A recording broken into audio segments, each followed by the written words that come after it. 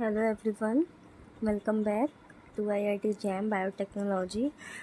इस सब्जेक्ट में हमने काफ़ी कुछ अभी तक डिस्कस किया है। अभी जो डिस्कस हमारा जिस टॉपिक पे चल रहा है वो हमारा था DNA, डीऑक्सीराइबो न्यूक्लिक एसिड। इसी में हमने आपको प्रीवियस वीडियो में बताया था कि हम जो है DNA रेप्लिकेशन के बारे में स्टडी करेंगे। तो आज की जो वीडियो हम लेकर आए हैं आपके सामने वो DNA रेप्लिकेशन के टॉपिक पर ही है। और इसी वीडियो में हम इस पूरे टॉपिक को क्या कंप्लीट कर लेंगे, कम्प्लीटली डिस्कस कर लेंगे। आफ्टर दैट हमारा जो DNA का टॉपिक है और जो इसके इम्पोर्टेंट्स हैं, इनकी बाइंडिंग कैसे होती है, रेप्लिकेशन कैसे होता है, ये सभी इस वीडियो में हम कंप्लीट डिस्कशन इसमें हो जाएगा। आफ्टर दैट न्यू वीडियो में न्यू टॉपिक को हम स्टार्ट करेंगे। तो चलिए स्टार्ट करते हैं। Let's start the video and move to DNA replication. देखिए आज का टॉपिक है DNA रेप्लिकेशन। DNA तो हमें मालूम ही है, डीऑक्सीराइबो न्यूक्लिक एसिड है, जो जेनेटिक कैरेक्टर को one generation to another generation क्या करता है, इनहेरिट करता है या ट्रांसफ़र करने का वर्क करता है। रेप्लिकेशन का मतलब मल्टीपल कॉपीज़, रेप्लिकेशन का मतलब डुप्लीकेशन भी होता है या डुप्लीकेट मीन्स ये DNA जैसे ही बहुत सारी कॉपीज़ बना के रेडी करता है, मल्टीप्लाई कर देता है, उनमें मल्टीपल कॉपीज़ रेडी हो जाती हैं। This process is known as DNA replication. देखिए ये आपको ये जो आपको कुछ स्ट्रैंड DNA का जो डबल हेलिकल स्ट्रक्चर है वो आपको यहाँ पे शो हो रहा है। तो यहाँ पे आप इस चीज़ को देखिए,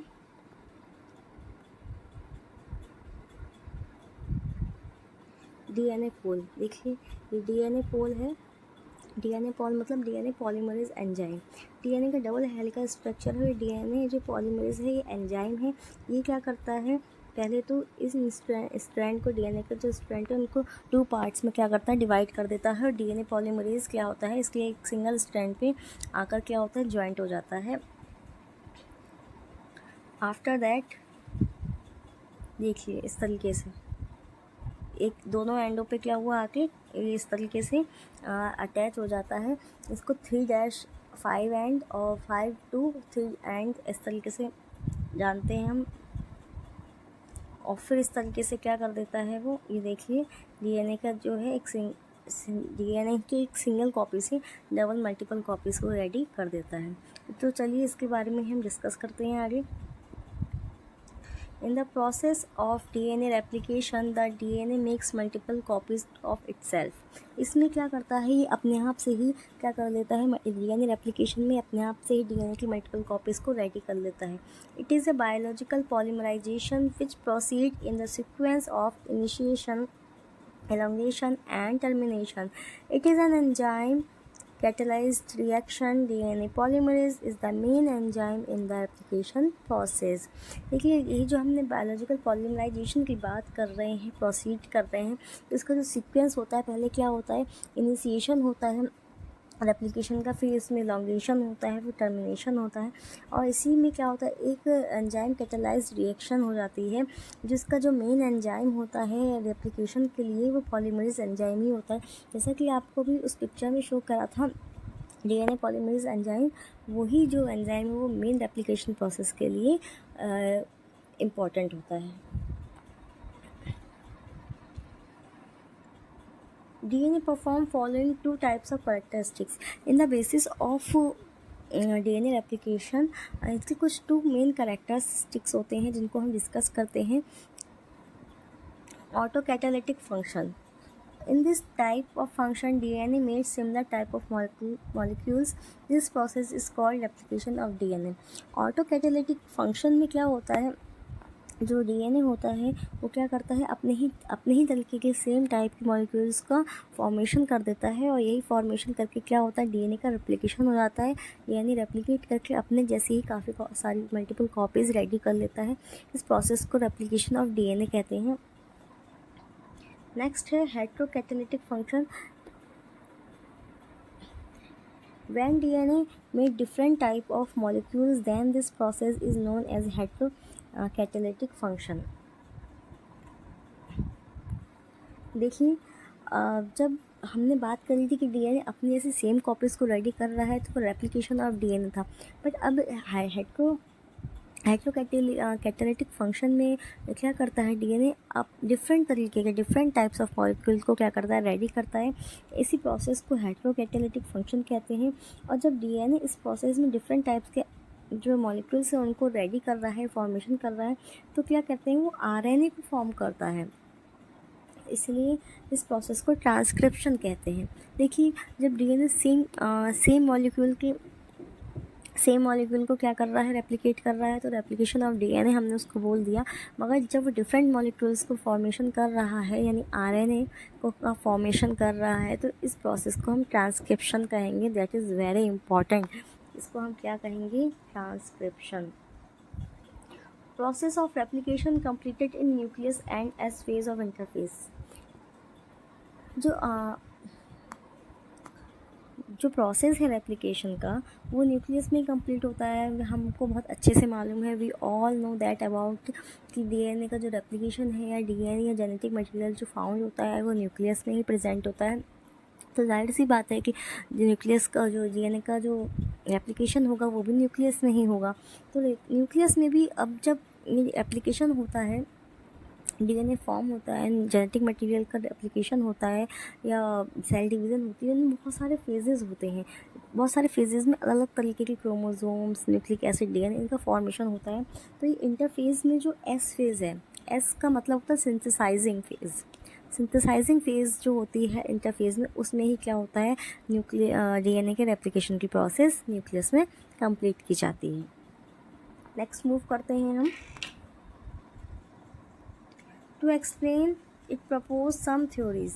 किसी चीज़ को एक्सप्लेन करने के लिए कुछ थ्योरीज दी गई हैं कि कैसे जो डीएनए रेप्लिकेट करता है। तो उसकी फर्स्ट थ्योरी है depressive theory, second conservative theory, and third is semi conservative theory. तो ये जो थ्योरीज़ हैं बहुत इंपॉर्टेंट हैं। इनमें सारे प्रोसेस का पता लगता है, किस तरीके से डीएनए कैसे कैसे किस किस एंजाइम के थ्रू प्रोसीड करता है। तो चलिए इन थ्योरीज़ के बारे में डिस्कस कर लेते हैं थोड़ा सा।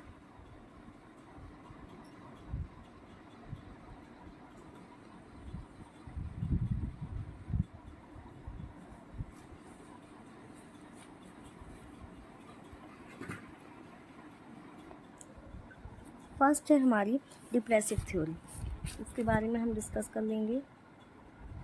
फर्स्ट हमारी डिप्रेसिव थ्योरी है, जिसको हम डिस्कस करते हैं। According to this theory DNA fragmented. DNA क्या हो जाता है, इस थ्योरी की बात करें हम, तो डीएनए फ्रेगमेंटेड यानी कि फ्रेगमेंटेड हो जाता है, और न्यूक्लियस में प्रेजेंट न्यूक्लियोटाइड इसके गैप को फिल करते हैं।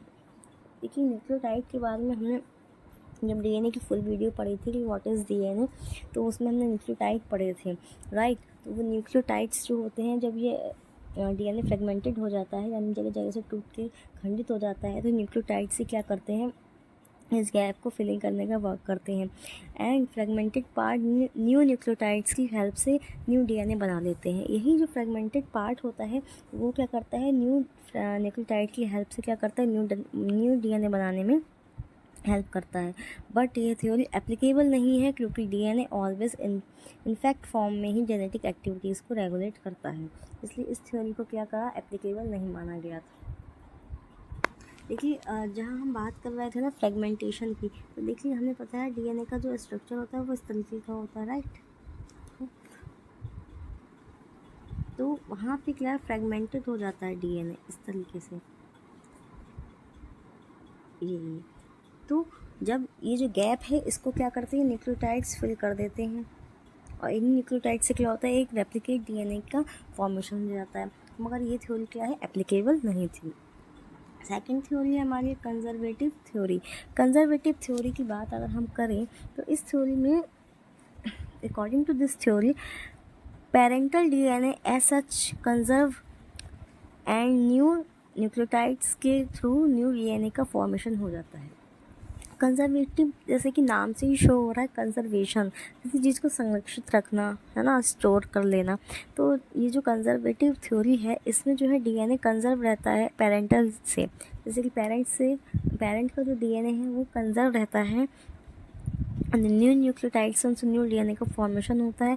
बट ये थ्योरी भी एप्लीकेबल नहीं है क्योंकि न्यूक्लियस में इस टाइप की मैकेनिज्म नहीं पाई जाती, क्योंकि न्यूक्लियस जो है इस टाइप की जो मैकेनिज्म है उसको शो नहीं करता है, उसमें इस तरीके की कोई मैकेनिज्म होती ही नहीं है। दैट इज़ वाई ये थ्योरी भी एप्लीकेबल नहीं थी। Now move to third and the last story, semi conservative theory. Semi conservative theory, इस थ्योरी के अकॉर्डिंग डीएनए का हाफ पोर्शन कॉइल्ड रहता है एंड जेनेटिक एक्टिविटी को रेगुलेट करता है, बट हाफ पोर्शन अनकॉइल्ड हो जाता है और ये रेप्लिकेशन के में पार्टिसिपेशन करता है। ये थ्योरी वैल्यूएबल एक्सेप्टेड है क्योंकि वाटसन एंड क्रिक के द्वारा भी सपोर्ट की गई। सेमी कंजर्वेटिव, जैसे कि हमने अभी लास्ट 2 थ्योरीज पढ़ी, उनमें क्या था, एक में तो क्या था फ्रेगमेंटेड हो रहे थे और एक में कंजर्व रह रही थी पेरेंटल डीएनए। बट इसमें क्या है, ये दोनों का मिक्सचर है। इसमें क्या कहा गया है कि इसका जो कुछ पार्ट है वो तो कॉइल्ड रहता है और कुछ क्या हो जाता है, इस तरीके से अनकॉइल्ड रहता है। जो कॉइल्ड होता है पार्ट वो क्या करता है, जेनेटिक एक्टिविटी को रेगुलेट करता है, और अनकॉइल्ड वाला जो पार्ट है वो रेप्लिकेशन में जो क्या है पार्ट लेता है। ये थ्योरी सबसे ज़्यादा वैल्यूएबल एक्सेप्टेबल मानी गई थी क्योंकि वाटसन एंड क्रिक ने भी इसको स्पॉट किया था और ये रेप्लिकेशन ऑफ डीएनए में क्या करता है, हमारी हेल्प करता है। अगर हम एंजाइम्स की बात करते हैं तो रेप्लिकेशन के लिए कुछ एंजाइम्स की नीड होती है, like restriction endonuclease enzyme DNA strand पर क्या कहते हैं, इंसेक्शन कॉज करता है, और पॉलीमरेज एंजाइम आरएनए पॉलीमरेज की पॉलीमर का क्या करता है, सिंथेसाइज करता है। डीएनए पॉलीमरेज थर्ड डीएनए का फॉर्मेशन करता है। ऐसे ही DNA polymerase first RNA primer को हाइड्रोलाइज कर देता है, और लाइगेज एंजाइम डीएनए स्ट्रैंड के बीच प्रेजेंट गैप को फिलिंग करता है। यही रेप्लिकेशन की प्रोसेस में फॉलोइंग स्टेप्स इन्वॉल्व रहते हैं। देखिए अभी हमने डीएनए के बारे में जो पढ़ा है उसकी थ्योरीज पढ़ी, उनके कुछ फंक्शंस पढ़े। अभी मेन पॉइंट हमारा जो है कि मैकेनिज्म ऑफ रेप्लिकेशन, मतलब डीएनए की रेप्लिकेशन की जो बात कर रहे हैं वो कैसे होता है, मैकेनिज्म क्या है, तो उसके भी फ्यू स्टेप्स हैं, डीएनए रेप्लिकेशन स्टेप्स। अभी हम जो अब स्टार्ट करने जा रहे हैं वो मैकेनिज़्म है डीएनए रेप्लिकेशन की, जो बहुत ही इम्पॉर्टेंट है, उसको समझना बहुत ही ज़्यादा ज़रूरी है। अगर आपको कुछ पॉइंट्स इंपॉर्टेंट लगते हैं तो आप इसको फर्दर फ्यूचर के लिए नोट डाउन भी कर सकते हैं। Followings are the important steps involve in the replication. Firstly क्या होता है, फर्स्टली जो होता है इनिशिएशन होता है, how to initiate the mechanism. जब भी हम कोई भी चीज़ ले लें, अगर हम किसी भी चीज़ को प्रोसेस करेंगे तो उसके लिए सबसे पहले एक इनिशिएशन पॉइंट होगा। इनिशिएशन करते हैं हम, स्टार्टिंग करते हैं, तो वही इनिशिएशन हमें यहाँ भी करना होता है, क्योंकि जब विदाउट इनिशिएशन हम किसी भी प्रोसेस को शुरू करने से पहले, स्टार्ट करने से पहले कुछ ना कुछ तो हमें स्टेप्स फॉलो करने ही होते हैं। तो पढ़ते हैं इनिशिएशन क्या है। DNA replication demands a high degree of accuracy because even a minute mistake would result in the mutations। देखिए ये बहुत बहुत बहुत ज़्यादा जो कह सकते हैं इम्पॉर्टेंट पार्ट होता है डीएनए रेप्लिकेशन का। इसमें इतनी माइन्यूट से भी जो मिस्टेक्स है वो हम नहीं कर सकते। जब साइंटिस्ट जो रिसर्च करते हैं डीएनए आइसोलेट करके इसके रेप्लिकेशन के प्रोसेस को कंडक्ट करते हैं, तो इसमें माइन्यूट सी भी क्या होती है, जो गलती है वो हम एक्सेप्टेबल नहीं है, क्योंकि ज़रा सी भी गलती क्या है, जो क्या वो म्यूटेशन कॉज कर सकती है, और म्यूटेशन कॉज होने से जो प्रोडक्ट जो रेप्लिकेशन बनना है उससे कुछ मिसहैपन हो सकता है। तो ये जो रेप्लिकेशन का प्रोसेस है इसमें क्या एक्यूरेसी का होना बहुत ज़रूरी है। दस replication can not initiate randomly at any point in DNA. इसलिए हम डीएनए की किसी भी पॉइंट से रेप्लिकेशन स्टार्ट नहीं कर सकते। डीएनए की रेप्लिकेशन को स्टार्ट करने के लिए प्रॉपर प्रोसीजर को फॉलो करना बहुत ज़रूरी है, और प्रॉपर एंजाइम्स का होना बहुत ज़रूरी है। अभी हम सोचें कि बस डीएनए लिया, उसको आइसोलेट किया और उसकी मल्टीपल कॉपीज़ को हम का फॉर्मेशन कर लेंगे, ऐसा बिल्कुल भी नहीं कर सकते।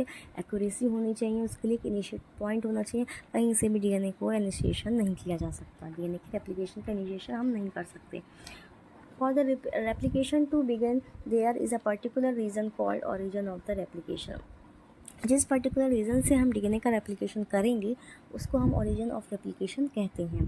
This is the point where the replication originate. यही ऐसा पॉइंट है, यही एक ऐसी जगह, ऐसा प्लेस है जहाँ पे रेप्लिकेशन क्या होता है, ओरिजिनेट्स होता है। Replication begins with the spotting of this origin followed by the unbinding of the two DNA strands.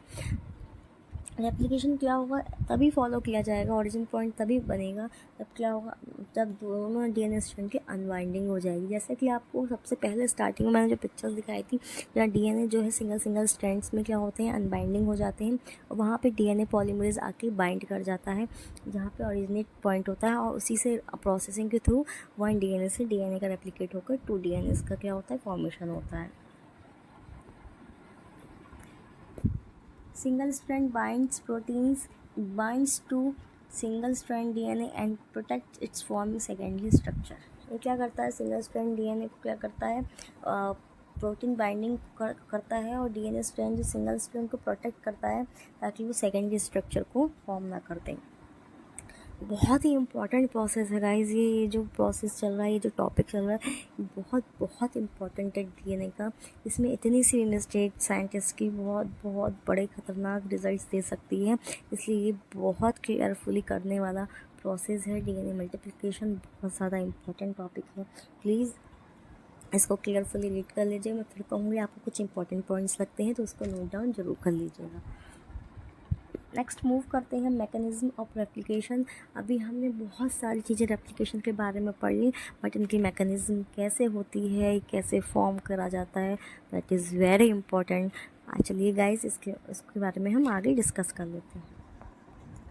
First formation होता है, फर्स्ट जो स्टेप होता है वो डीएनए टेम्पलेट का होता है। डीएनए टेम्पलेट जो होते हैं, both strand of DNA work as a sense strand. DNA के दोनों जो स्ट्रैंड होते हैं, जो हमने जो अनबाइंड कर लिए थे, वो कैसे सेंस स्ट्रैंड की तरह वर्क करते हैं, दोनों ही सेंस की तरह वर्क करते हैं। DNA template is a copy of fundamental master copy.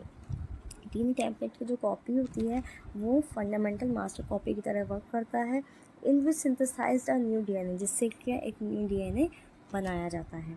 Eight same time both strand of DNA work like a DNA template.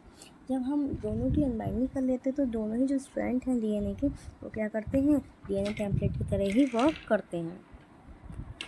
ये फर्स्ट प्रोसेस था मैकेनिज्म का, डीएनए टेम्पलेट, कैसे डीएनए की टेम्पलेटिंग करेंगे। सेकंड प्रोसेस है अनबाइंडिंग ऑफ डीएनए, कि अब हम डीएनए को अनबाइंड कैसे करेंगे। Firstly it attached on restriction endonuclease enzyme of DNA. सबसे पहले क्या करते हैं, एंडोन्यूक्लियस जो एंजाइम रिस्ट्रिक्शन उसको अटैच करते हैं डीएनए पे। देखिए ये रिस्ट्रिक्शन एंजाइम क्या करता है, डीएनए को अनबाइंड करने का ही वर्क करता है। इसलिए सबसे पहले क्या करते हैं, डीएनए पे इसी एंजाइम को क्या करते हैं, अटैच कर देते हैं। This is the actual point replication after incision formation both strand of DNA attach on unbinding protein and both strand will separate।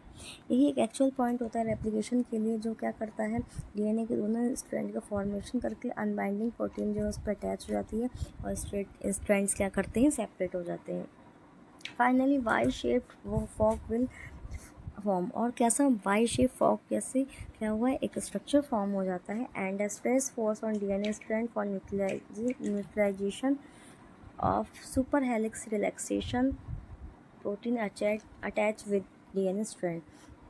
और ये क्या करता है, इनके जो DNA स्ट्रैंड है उनके न्यूट्रलाइजेशन के लिए उनके सुपर हेलिक्स रिलैक्शन प्रोटीन उन पर अटैच कर जाती है डीएनए के स्ट्रैंड को, एक स्ट्रेस देते हैं, तो वो क्या करते हैं, डीएनए के ऊपर फोर्स करते हैं।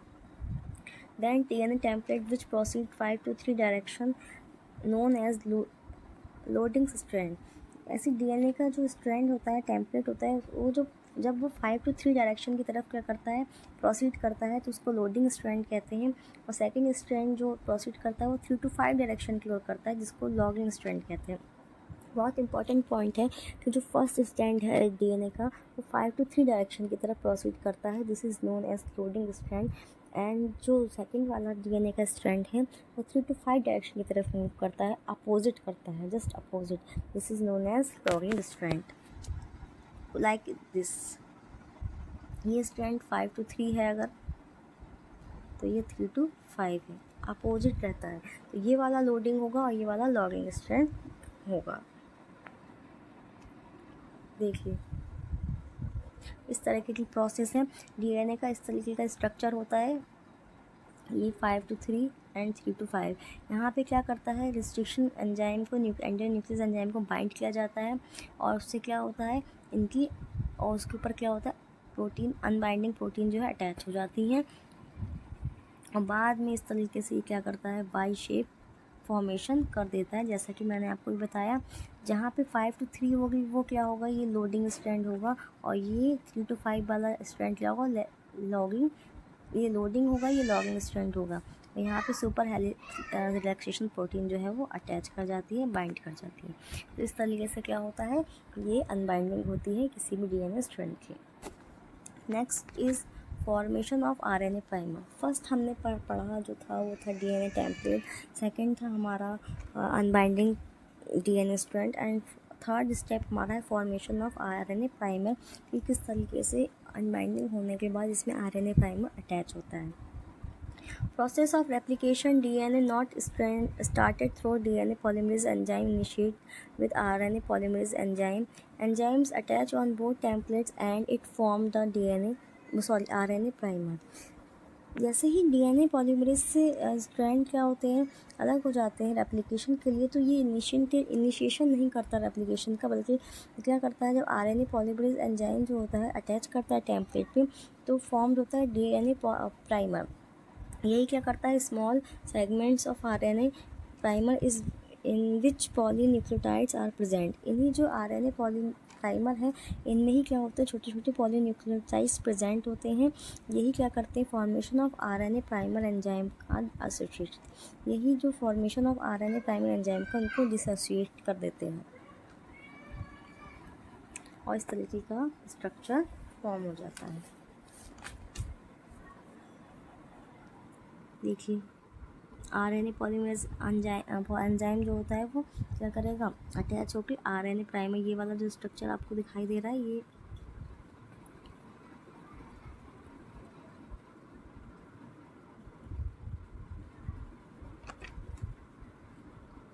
वाला, ये आरएनए प्राइमर्स पे जाके अटैच हो जाता है। फिर प्रोसेस आती है इलॉन्गेशन की। elongation of DNA, this is a most important thing. As the strands are separated, the polymerase enzyme starts synthesizing the complementary sequence in each of the strands. जैसे ही क्या करता है सेपरेट हो जाते हैं स्ट्रैंड तो पॉलीमरेज एंजाइम क्या करता है सिंथेसाइजिंग करना स्टार्ट कर देता है और जो ईच स्ट्रैंड है दोनों स्ट्रैंड अलग अलग हो गए हैं उनकी कॉम्प्लीमेंट्री स्ट्रैंड को सीक्वेंस में बनाना स्टार्ट कर देता है। The parental strand will act as a template for newly synthesizing daughter strand. Parental strand जो होते हैं वो क्या करते हैं टेम्पलेट के साथ क्या करते हैं न्यूली डॉटर स्ट्रैंड को बनाने के लिए स्टार्ट कर देते हैं, रेडी कर देते हैं। इसी जो enzyme DNA polymerase 3 enzymes attach with. DNA में क्या होते हैं 3 जो पॉलीमरेज एंजाइम होते हैं वो अटैच होते हैं place of RNA polymerase and it's form DNA. जो आरएनए पॉलीमरेज है वो डीएनए की जगह पर क्या होता है फॉर्म होता है। It is developed a form small segment on logging strand. ये क्या होता है जो लॉगिंग स्ट्रैंड मैंने आपको बताया जो 3 to 5 होता है स्ट्रैंड होते हैं डायरेक्शन में, उन पर स्मॉल सेगमेंट्स पे डेवलप होना स्टार्ट करता है। It is observe by Okazaki. it is also called Okazaki synthesis of DNA done to 5 to 3 direction. ये ओकाजाकी एक साइंटिस्ट थे, इन्होंने क्या है इस सिंथेसिस को डीएनए में सबसे पहले ऑब्जर्व किया था, इसलिए इसको ओकाजाकी सिंथेसिस ऑफ डीएनए कहते हैं।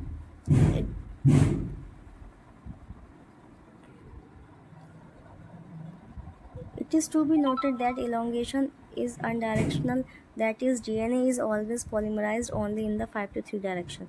हमेशा जो अनडायरेक्शनल होता है वो डीएनए क्या होता है पॉलीमराइज केवल और केवल 5 to 3 डायरेक्शन में ही होता है। Therefore in one strand the template 3 to 5 it is continuous, hence called the continuous replication, while the other strand template 5 to 3 is a discontinuation replication। जो replication जो continuous होता है वो 3 to 5 ही होता है टेम्पलेट पे, 5 और 3 जो discontinuation replication हो जाता है। they occur as fragmented called Okazaki fragments. यही क्या होते हैं फ्रैगमेंट्स की फॉर्म में क्या होते हैं शो होते हैं जिन्हें ओकाजाकी फ्रैगमेंट्स कहते हैं। ओकाजाकी इसको इसलिए कहते हैं क्योंकि ओकाजाकी साइंटिस्ट ने इनको क्या किया था, डिस्कवर किया था। The enzyme called DNA ligase join them later. ये जो एंजाइम जो ज्वाइन करता है इनको बाद में, उनको डीएनए लाइगेज ज्वाइन करता है। डीएनए लाइगेज एक एंजाइम होता है जो ही क्या करता है, इन फ्रेगमेंट्स को क्या करता है, ज्वाइन कर देता है। इसको ही डीएनए लाइगेज कहते हैं। Primase, this enzyme helps in the synthesis of RNA primer complementary the DNA template strand. जो डीएनए टेम्पलेट स्ट्रैंड है उसको कॉम्प्लीमेंट्री आरएनए प्राइमर को बनाने के लिए हेल्प करता है प्राइमरेज एंजाइम। अभी हम यहाँ पे डिस्कस कर रहे हैं कि कौन कौन से एंजाइम्स जो हैं रेप्लिकेशन में हेल्प करते हैं। Endonuclease, these produce a single strand or a double strand cut in a DNA molecule। Endonuclease जैसे नाम से ही है, एंडोन्यूक्लियस मतलब कट करना। ये क्या करता है, डबल स्ट्रैंडेड को सिंगल स्ट्रैंडेड DNA मॉलिक्यूल को कट करने का वर्क करता है। सिंगल स्ट्रैंडेड बाइंडिंग प्रोटीन, एक सिंगल स्ट्रैंड बाइंडिंग प्रोटीन होती है जो क्या करता है, सिंगल स्ट्रैंड DNA को बाइंड करता है और सेकेंडरी स्ट्रक्चर को फॉर्म करने में भी हेल्प करता है। ये जितनी भी पूरी मैकेनिज़्म हमने इसको अभी डीएनए रेप्लिकेशन की मैकेनिज़्म को स्टडी किया, डिस्कस किया। अभी यहाँ पर कुछ पॉइंट्स हैं कि डीएनए का रेप्लिकेशन प्रोकैरियोट्स में किस तरीके से होता है और यूकैरियोट्स में किस तरीके से होता है। Some points are here. The DNA replication in prokaryotic take place in the following places. DNA का जो रेप्लिकेशन है वो प्रोकैरियोटिक में कुछ फॉलोइंग स्टेप्स के थ्रू कंप्लीट होता है। Let's discuss about that. First, the two strands of DNA unbinding at the origin of the replication। जो two strands होते हैं DNA के वो origin से क्या होते हैं, replication के टाइम पे unbind हो जाते हैं। Helicase opens the DNA and replication forks are formed। Helicase होता है यहाँ पे प्रोकैरियोट में, हेलिकेज एंजाइम है वो DNA के रेप्लिकेशन में हेल्प करता है। और जो फॉक्स फॉर्म होता है, जो वाई शेप बताया ना आपको, इस तरीके की फॉक्स शेप क्या होता है, स्ट्रक्चर फॉर्म हो जाता है। The DNA is coated by the single strand binding protein around the replication fork to prevent rebinding the DNA। DNA क्या करता है, सिंगल स्ट्रैंड बाइंडिंग प्रोटीन के साथ क्या करता है, फॉर्क जो स्ट्रैंड है उसको रिवाइंडिंग DNA की रिवाइंडिंग के लिए प्रिवेंट करता है और DNA कोटेड हो जाता है इसके थ्रू। Topoisomerase prevents the super coiling of DNA।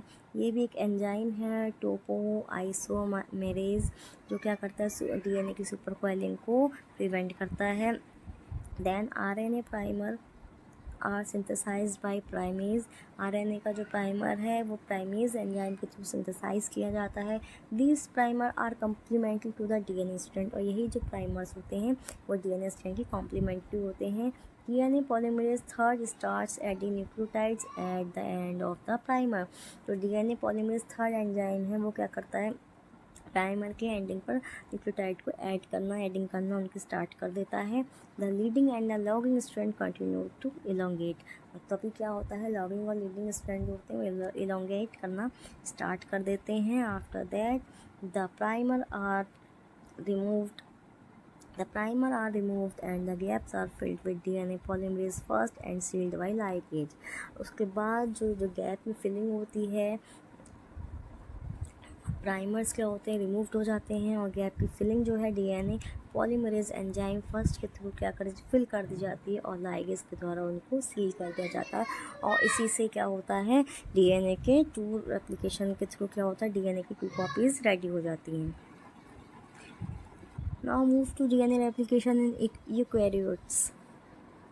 The DNA replication in eukaryote is similar to the DNA replication in prokaryotes. However, the initiation process is more complex in eukaryotes than the prokaryotes। In eukaryotes, there are multiple origins of replication present। A pre-replication complex is made with other initiator proteins। DNA का replication जो prokaryotics में हमने भी discuss किया वैसा ही कुछ eukaryotes में भी होता है, बट जो यूकैरियोट्स का रेप्लिकेशन है वो प्रोकैरियोट्स के थ्रू कंपैरिजन में ज़्यादा कॉम्प्लेक्स है। और यही क्या करता है, मल्टीपल ओरिजिन जो यूकैरियोट्स होते हैं उनमें मल्टीपल ओरिजिन जो होते हैं प्रेजेंट होते हैं। यही pre replication complex made with the initiator protein. और यही क्या करते हैं, रेप्लिकेशन कॉम्प्लेक्स को फॉर्म करते हैं। ये जो इनिशिएटर प्रोटीन होती हैं वो इनको कॉम्प्लेक्स करती हैं। This process is entirely the same but the enzyme used are different. यही क्या होता है, यही जो प्रोसेस होती है वो यूकैरियोट की तरह सेम होती है, बट यहाँ पे जो एंजाइम्स हैं, जैसा कि अभी हमने पीछे ऊपर देखा था, प्रोकैरियोट्स में जो टोटली एंजाइम्स थे वो डिफर थे, जो हमने मैकेनिज्म में पढ़े थे डीएनए रेप्लिकेशन की। प्रोकैरियोट्स और यूकैरियोट्स के एंजाइम्स अलग अलग होते हैं। That is eukaryotes the polymerisation process is carried out by the enzymes polymerase delta, whereas in the prokaryotes it is done by DNA polymerase third। अभी हमने पढ़ा था डीएनए पॉलीमरेज थर्ड के थ्रू जो प्रोकैरियोटिक में प्रोसेस हो रही थी, वहीं यहाँ पे जो यूकैरियोट्स में जो एंजाइम है वो पॉलीमरेज डेल्टा का यूज़ किया जाता है। यही डिफरेंस होता है इनमें। और देखिए ये इस तरीके का कुछ इस तरीके का स्ट्रक्चर होता है जो फॉर्म होता है। look at the picture। Original double helix 5 to 3 and 3 to 5 and. जैसा कि मैंने आपको बताया था कि सेमी कंजर्वेटिव थ्योरी में क्या होता है, कुछ पार्ट जो होता है वो कॉइल्ड होता है, कुछ अनकॉइल्ड होता है। जो कॉइल्ड वाला पार्ट होता है वो जेनेटिक इन्फॉर्मेशन के इनहेरिटेंस में वर्क करता है, और जो कॉइल्ड अनकॉइल्ड स्ट्रैंड होते हैं वो ही क्या होता है डीएनए रेप्लिकेशन में पार्ट लेते हैं। तो ऐसा आपको इस पिक्चर में बिल्कुल शो हो रहा है कि कुछ कॉइल्ड पार्ट तो कॉइल्ड है, कुछ अनकॉइल्ड है। ये अनकॉइल्ड वाला ही क्या होता है, यहाँ पे 2 डबल हेलिकल्स हैं, यहाँ पे न्यू फॉर्म्ड कॉपी स्ट्रैंड। ये जो कॉपी जो बन रही है स्ट्रैंड, ये क्या है, न्यू स्ट्रैंड कॉपी है। ये डीएनए हेलिकेज है। डीएनए पॉलीमरेज एंजाइम जो है ये है यहाँ पर। ये 3 एंड स्ट्रैंड और lead strand. Conserve template strand, replication fork, ये जो वाई शेप जो मैंने आपको बताया था ये उस तरीके का। तो ये सारी प्रोसेस क्या हो रही है, सेम उस तरीके से शो हो रही है। यही पिक्चर है, ये पिक्चर के थ्रू आप इसको और अच्छे से समझ सकते हैं कि किस तरीके से डीएनए का रेप्लिकेशन होता होगा। गाइस, आज की इस वीडियो में हमने पूरी कम्प्लीटली डीएनए के बारे में, डीएनए के रेप्लिकेशन के बारे में डिस्कस कर दिया। आज का जो हमारा डीएनए का टॉपिक था वो पूरा ही कम्प्लीटली यहाँ पे फिनिश हो चुका है, कंप्लीट हो चुका है। जो अब डीएनए क्या था, कैसे डीएनए का रेप्लिकेशन हुआ, डीएनए में कितने नाइट्रोजनस बेसिस हैं, ये सब जितनी भी चीज़ें थी, कौन से एंजाइम हैं, वाटसन एंड क्रिक ने डबल हेलिकल स्ट्रक्चर दिया था, उनकी प्रॉपर्टीज़ क्या थी, इन सभी को हमने बहुत अच्छे से यहाँ डिस्कस कर लिया। आई होप आपको कोई कन्फ्यूज़न नहीं होगा डीएनए के बारे में। और ये सब हमने बहुत अच्छे से DNA as a genetic material, RNA as a genetic material, सभी चीज़ों को बहुत अच्छे से डिस्कस कर लिया है अपनी इन 2 और 3-4 वीडियोज़ के अंदर। तो हम इस टॉपिक को हम यहीं ख़त्म करते हैं और ये इनफ है। आई थिंक इससे ज़्यादा कुछ और है भी नहीं डीएनए में, इतना ही बहुत है। तो ये जो वीडियो थी यहाँ पे, ये जो टॉपिक था वो कंप्लीट हो जाता है हमारा। नेक्स्ट वीडियो में नेक्स्ट टॉपिक के साथ मैं आपके साथ प्रेजेंट होंगी। Thank you so much. Thank you for watching this video and continue this. Thank you.